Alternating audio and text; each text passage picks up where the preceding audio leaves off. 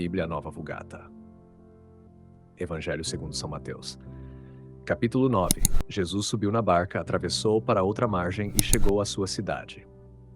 Então, apresentaram-lhe um paralítico deitado em um leito. Vendo Jesus a fé que eles tinham, disse ao paralítico com voz firme e compassiva: "Confiança, meu filho, teus pecados estão perdoados." Alguns escribas diziam em seus corações: "Este homem blasfema." Jesus, conhecendo seus pensamentos, disse: "Por que pensais coisas más em vossos corações? O que é mais fácil dizer, teus pecados estão perdoados, ou dizer, levanta-te e anda? Pois bem, para que saibais que o Filho do Homem tem autoridade na terra para perdoar os pecados." Então disse ao paralítico: "Levanta-te, toma o teu leito e vai para tua casa." Ele se levantou e foi para sua casa.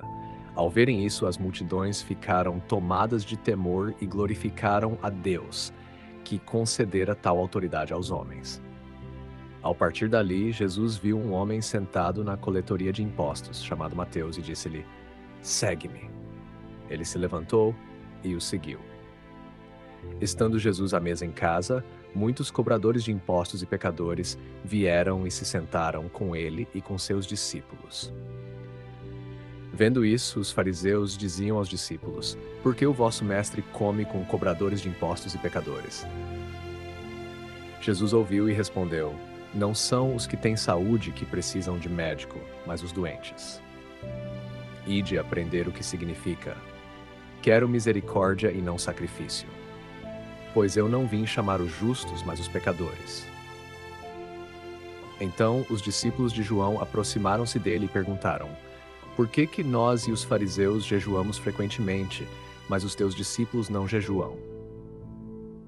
Jesus respondeu: "Podem acaso os convidados do casamento ficar de luto enquanto o esposo está com eles?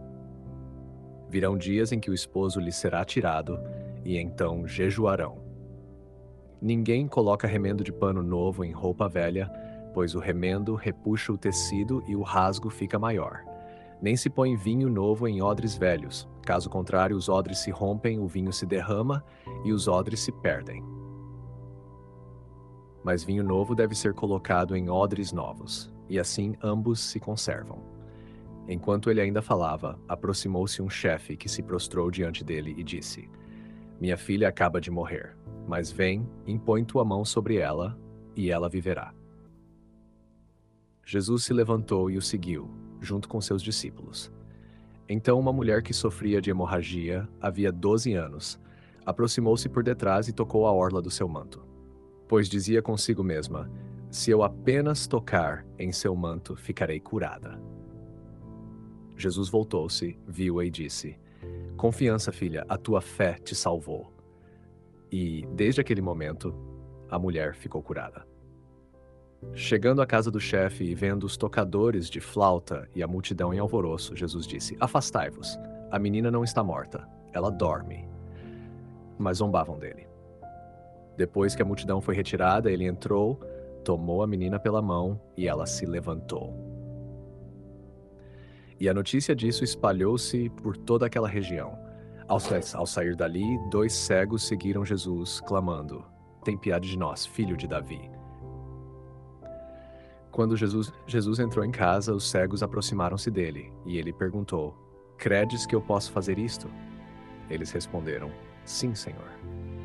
Então Jesus tocou-lhes os olhos, dizendo: "Faça-se em vós segundo a vossa fé." E seus olhos se abriram. Jesus os advertiu severamente: "Vede que ninguém o saiba." Mas eles, ao sair, divulgaram sua fama por toda aquela terra. Quando eles se retiraram, apresentaram a Jesus um homem mudo, possuído por um demônio. Expulso o demônio, o mudo falou e as multidões ficaram admiradas, dizendo: "Nunca se viu coisa semelhante em Israel." Os fariseus, porém, diziam: "É pelo príncipe dos demônios que ele expulsa os demônios."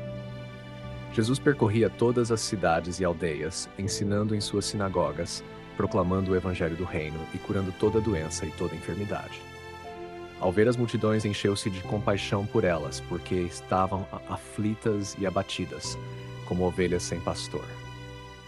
Então disse a seus discípulos: A colheita é grande, mas os trabalhadores são poucos. Rogai, pois, ao Senhor da colheita que envie trabalhadores para a sua colheita. São João Crisóstomo, obra Homilia sobre o Evangelho de São Mateus, homilia 29, com ecos das homilias 30 e 31, quote. São João Crisóstomo, 407, bispo de Constantinopla, doutor da Igreja, foi um dos maiores pregadores da antiguidade cristã. Suas homilias sobre Mateus foram pronunciadas ao povo e ao clero, depois recolhidas por discípulos, tornando-se um dos comentários mais influentes da tradição patrística. Close quote. Comentário patrístico, síntese teológica e espiritual. Tema central, segundo São João Crisóstomo. Open quote. Cristo manifesta progressivamente sua autoridade divina, curando o corpo para revelar a cura da alma, chamando os pecadores para mostrar a misericórdia e preparando a igreja para receber o vinho novo da graça. Close quote. A cura do paralítico, o poder de perdoar os pecados. Comentando as palavras de Cristo: Confiança, filho, teus pecados estão perdoados. São João Crisóstomo observa que Jesus não começa pela cura visível, mas pela cura invisível, que é maior. Open quote.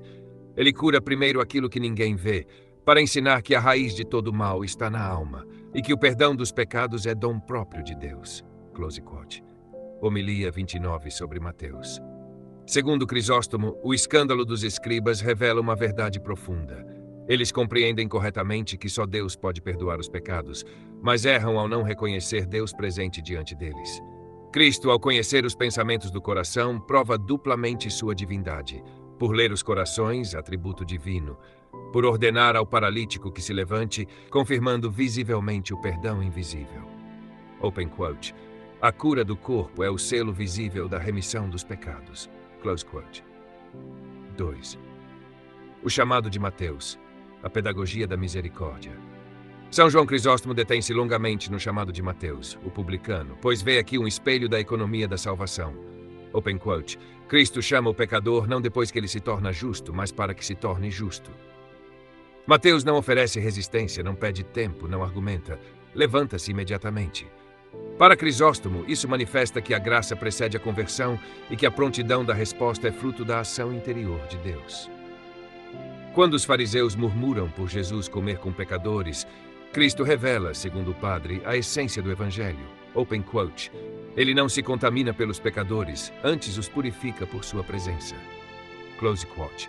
E ao citar quero misericórdia e não sacrifício, Cristo ensina que a lei não é abolida, mas elevada pela caridade.